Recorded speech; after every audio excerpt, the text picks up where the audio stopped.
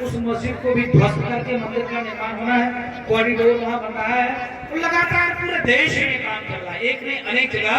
यह प्रणाम आना आप सभी लोगों की देन है। बहुत देर तक आप लोग बैठे हैं, मैं सभी का आभारी हूँ। मैंने देखा एक भी व्यक्ति उठा नहीं, एक मेरी माँ उठी थी, एक मेरी माँ जा रही थी, लेकिन भाइयों ने बैठा दिया।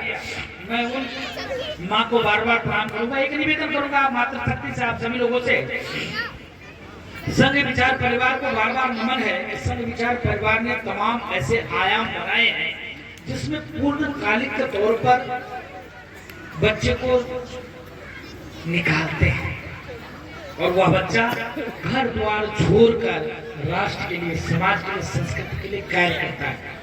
ऐसे ही मैं आभार व्यक्त करूंगा अपने आचार्यों को, धर्माचार्य को, जिसने हमारी माताएं से, बहनों से, बेटियों से मांगकर हमारे जैसे बच्चों को लाकर आश्रम में पढ़ाया, लिखाया, लिखाने के बाद देश और समाज के लिए लगाया।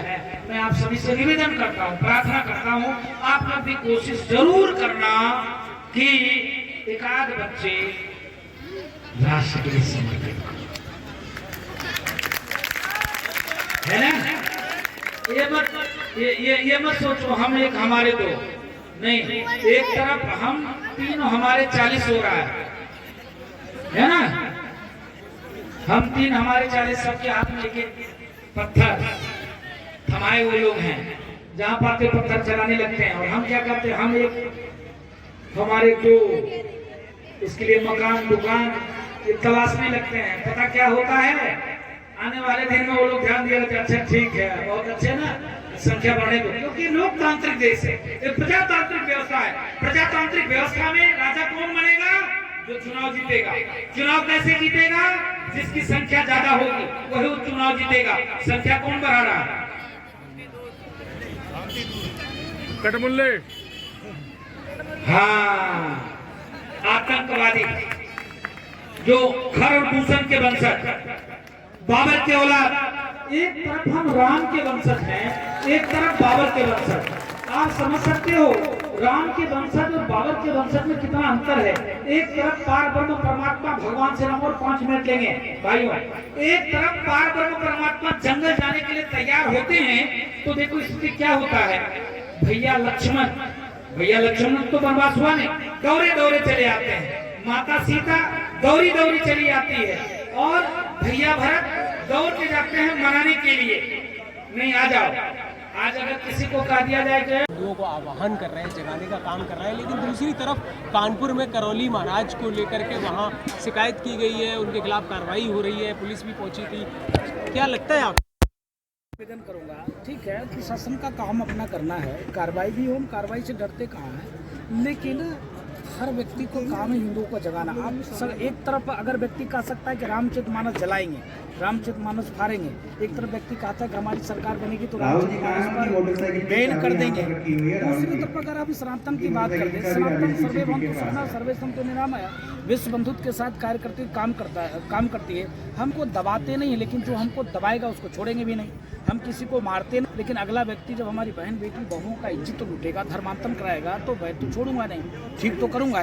इसके नाते मैं जगा रहा हूँ। आप देख सकते हो जिस प्रकार से कलावा बांध लेना, तिलक लगा लेना, और उसी बहन बेटी का 56 टुकड़े कर देना, 72 टुकड़े कर देना 3-3 साल 7 महीने के बाद, तो क्या उसके ऐसे भेड़ियों के ऊपर कार्रवाई नहीं होनी चाहिए? क्या उसको ठोकना नहीं चाहिए, पीटना नहीं चाहिए, उसके जूते के माला से स्वागत नहीं होना चाहिए? हमने कौन सा गलत कहा दिया? हमने कहा जूते का माला उसको पहनाना चाहिए, उसको ठोकना चाहिए। ठोकने का मतलब हत्या करना थोड़े ना, ठीक से उसकी ठोकाई होनी चाहिए जिससे उसकी बुद्धि सही हो जाए।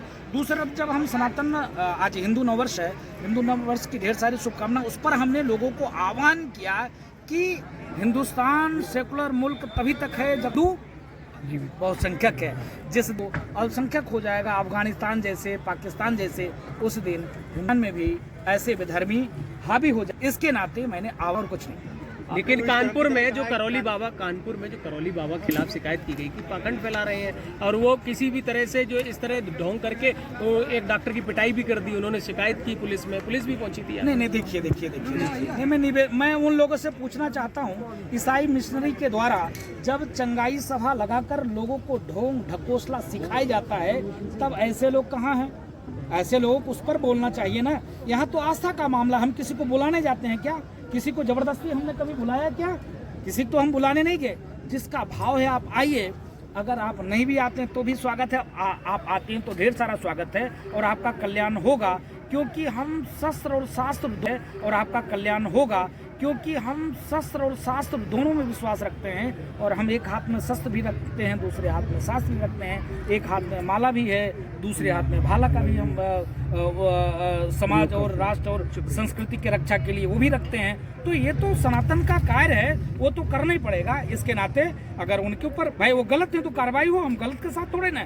जो भी व्यक्ति गलत कार्य करेगा उसके ऊपर कार्रवाई होगा, क्योंकि यह प्रदेश उत्तम प्रदेश है, यह उत्तर प्रदेश उत्तम प्रदेश के ऊपर आगे बढ़ते चला जा रहा है। इसके नाते कार्रवाई, जो गलत कार्य करेगा उसके ऊपर कार्रवाई। लेकिन जिस तरह स्वामी प्रसाद मौर्य ने ये कहा कि नवमी पर अखंड रामायण का पाठ और दुर्गा सप्तशती ये केवल एक विशेष धर्म को जगाने वाली बात है, संविधान का उल्लंघन कर रही है सरकार। नहीं, तो तब संविधान का उल्लंघन कहाँ था? जब टोपी पहनकर रोजा इफ्तारी करते थे सरकारी पैसे से, तब संविधान का उल्लंघन नहीं होता था। तब कहाँ वो चले गए थे? जब हज हाउस बनते थे तब संविधान का उल्लंघन नहीं था क्या? जब मजारों के बाउंड्री वाल बनते थे तब संविधान का उल्लंघन नहीं था क्या? तब जब सिर्फ मुस्लिम बेटी थी, उसको 20,000 रुपये दिए जाते थे, तब संविधान का उल्लंघन नहीं था क्या? सिर्फ मुसलमानों के, जो मुस्लिम देश में तमाम ऐसे जगह हैं जहाँ मुसलमानों को, जो मुस्लिम धर्मगुरु को तनख्वाह दिया जाता, तब संविधान का उल्लंघन नहीं है क्या? हज सब्सिडी दी जाती थी, तब संविधान का उल्लंघन नहीं क्या? सनातन की बात हो गई तो पेट में तकलीफ हो गया, दर्द होने लग गया, तब संविधान का उल्लंघन इनको दिखने लग गया। अभी तक जब हम नहीं बोलते थे तब तक चलता था, जब अब बोलने लगे तब संविधान का उल्लंघन होने लगा। आपने भी उन्हीं की तरह का तन से जुदा वाली बात को नहीं, इसलिए मैंने ये नहीं कहा। मैंने ये कहा कि जो हमारी बहन बेटी बहुओं का इज्जत लूटेगा, बेधर्मियों के साथ ऐसा बर्ताव होना चाहिए, क्यों नहीं होना चाहिए? मैं पूछता हूँ, बेटी को पढ़ाना लिखाना, डॉक्टर साइंटिस्ट इंजीनियर बनाने का भाव, एक तरफ कुकर्मी कलावा बांधकर तिलक लगाकर हमारी बेटी को बहला फुसला कर ले जाता है, ले जाने के बाद रखता भी कहाँ है? 72 टुकड़े 35 टुकड़े करता है, तो उसके साथ क्या होना चाहिए? क्यों नहीं होना चाहिए?